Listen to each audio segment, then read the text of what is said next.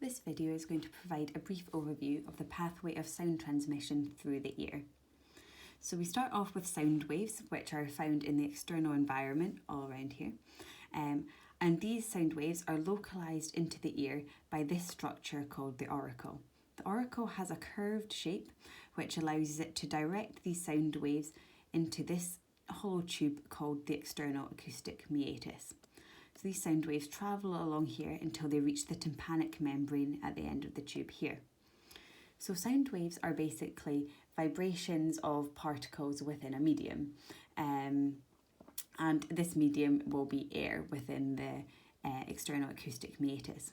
So when these air particles bounce against the tympanic membrane, which is a connective tissue sheet, they will result in vibration of the tympanic membrane. You can see here that attached to the tympanic membrane is the malleus, one of the ossicle bones. The malleus is then attached to the incus, which attaches to the stapes. These three ossicular bones decrease in size from the malleus to the stapes. The purpose of this is to amplify the vibrations, so that the auditory stimulus is greater by the time you get to the stapes here. So if we look at the next diagram, you can take a closer view of the middle ear cavity here and the inner ear cavity here. So you can see stapes, which connects to the oval window of the vestibule. So the vestibule is part of the inner ear, and more specifically forms part of the bony labyrinth, which is all these areas you can see in purple. So within the bony labyrinth is a fluid called the perilymph. So when the stapes vibrates against the oval window here, it results in hydraulic pressure waves within the perilymph of the bony labyrinth. As you can see here, the vestibule is continuous with the cochlea, more specifically the scala vestibuli of the cochlea. So this canal continues along through the cochlea and spirals all the way around until it reaches the apex here, where it becomes continuous with the other canal called the scala tympani, at a point called the helicotrema. So the scala tympani, which is still purple as it's still part of the bony labyrinth, curves all the way around here and eventually ends at the round window.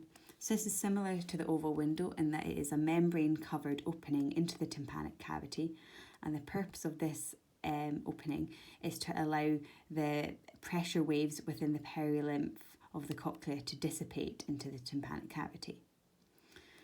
So these pressure waves within the perilymph then result in hydraulic pressure waves within the endolymph, which is found within the membranous labyrinth, which is seen by all these blue structures here.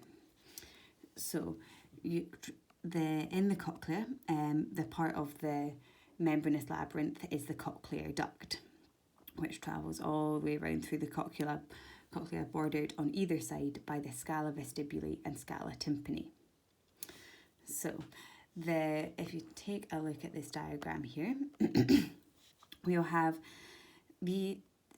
this is the structure called the organ of Corti.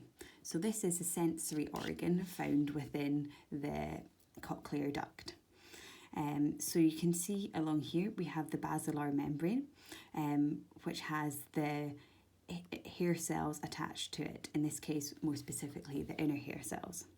Attached to the tips of the inner hair cells are these structures called stereocilia, which are embedded into a gelatinous structure called the tectorial membrane. So when you get the pressure waves within the endolymph, this results in movement of this gelatinous structure, the tectorial membrane, relative to the basilar membrane, which results in bending of these structures called the stereocilia. When the stereocilia bend, it results in depolarization of the hair cells, which causes them to release a neurotransmitter called glutamate onto neurons of a structure called the spiral ganglion. So the spiral ganglion is connected to the cochlear nerve, as you can see here. This is the cochlear nerve. So the auditory signals from the spiral ganglion then continue along the cochlear nerve here and join with the vestibular nerve here to create the vestibulocochlear nerve. This then travels through a bony structure called the internal acoustic meatus, which allows it to enter the cranial cavity. From here, the vestibulocochlear nerve joins onto the brainstem between the medulla oblongata and the pons, an area known as the cerebellopontine angle, where then synapse with various auditory nuclei. So these auditory nuclei can be seen here. So the auditory stimuli comes in from the vestibulocochlear nerve, synapses with the cochlear nuclei, and then gives fibres bilaterally to the superior olivary nuclei. These then bilaterally send signals up to the lateral lemniscus, the inferior colliculi, and then to the medial geniculate nuclei, which eventually send their signals to the superior temporal gyrus, where the primary auditory cortex is found. And it is here that the auditory stimuli is processed. So as a quick summary, basically you have sound waves coming in here as vibrations of air particles. They then result in mechanical vibrations in the middle ear as it causes vibrations of the ossicles. Then within the cochlea, these mechanical vibrations are turned to neural stimuli in the organ of Corti due to movement of the tectorial membrane relative to the basilar membrane, causing depolarization of these hair cells. Then the nerve signals travel along the cochlear nerve to the vestibulocochlear nerve and then the brainstem, and then travels up through the auditory nuclei to the